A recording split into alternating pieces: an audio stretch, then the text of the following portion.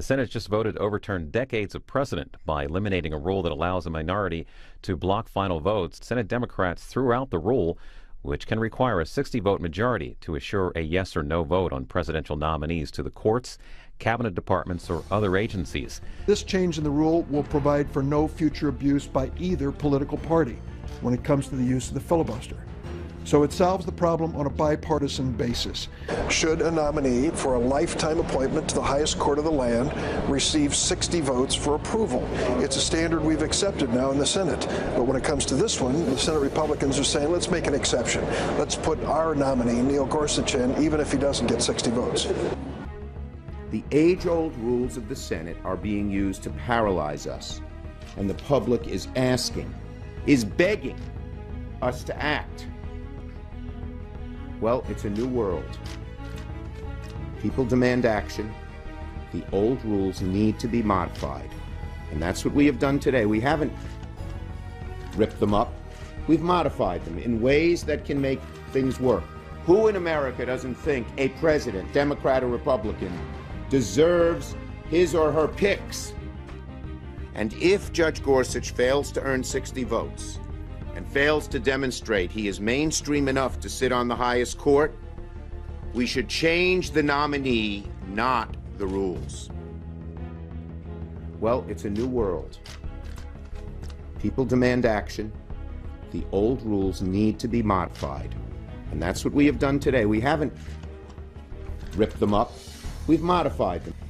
If Republicans continue to filibuster these highly qualified nominees for no reason other than to nullify the president's constitutional authority, then senators not only have the right to change the filibuster rules, senators have a duty to change the filibuster rules. It is clear that President Trump's nominee to the Supreme Court, Neil Gorsuch, does not have enough support in the Senate to be confirmed under our rules. When a Supreme Court nominee does not have enough support to be confirmed, the solution is to pick a new nominee. But Republicans in the Senate are threatening to pursue a different path.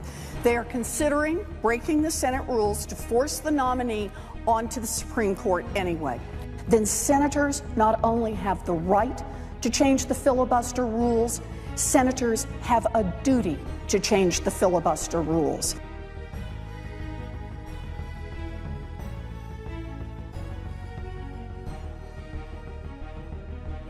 Republicans are making it impossible for the president to have his team by filibustering these appointments.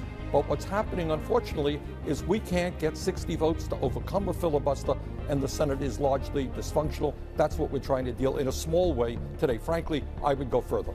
Let's finally have a vote with 51 votes winning. But at the end of the day, the American people, at a time when we have so many serious crises, want action. We've got to have a vote, majority rules. We know you're not going to vote for Neil Gorsuch for the Supreme Court, but do you think that the Democrats should actually filibuster his nomination?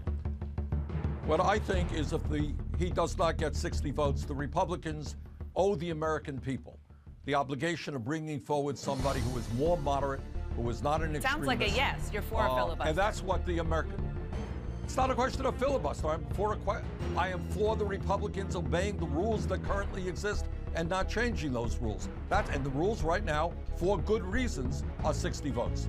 Let's finally have a vote with 51 votes winning. The American people want this institution to function. They want to see it take on the big issues. They don't want to see our entire calendar of the year eaten up by paralyzing process on nominations. Certainly, I have advocated that we need to get rid of the filibuster on motion to proceed. I've advocated we should get rid of the filibuster on conference committees. I think that the majority leader's leadership on this issue has been extraordinary. So he has taken us through a number of steps leading to this ultimate conclusion that we had to change the application of the rule. His leadership has been spectacular. 60 votes has been the standard for Obama's nominees. It should be the standard for Trump's nominees. Senator, you just said that 60 votes was the standard for Barack Obama's two nominees to the Supreme Court. Neither one of them faced a filibuster. Do you want there to be a filibuster of Neil Gorsuch? We should have the debate on closing We should vote on closing debates. That is the 60-vote standard that counts, and absolutely, Okay. we should do it. Well, it's a new world. People demand action. The old rules need to be modified. And that's what we have done today. We haven't 51 votes. ripped them up. We've modified them in ways that can make things work. Who in America doesn't think a president, Democrat or Republican, deserves his or her picks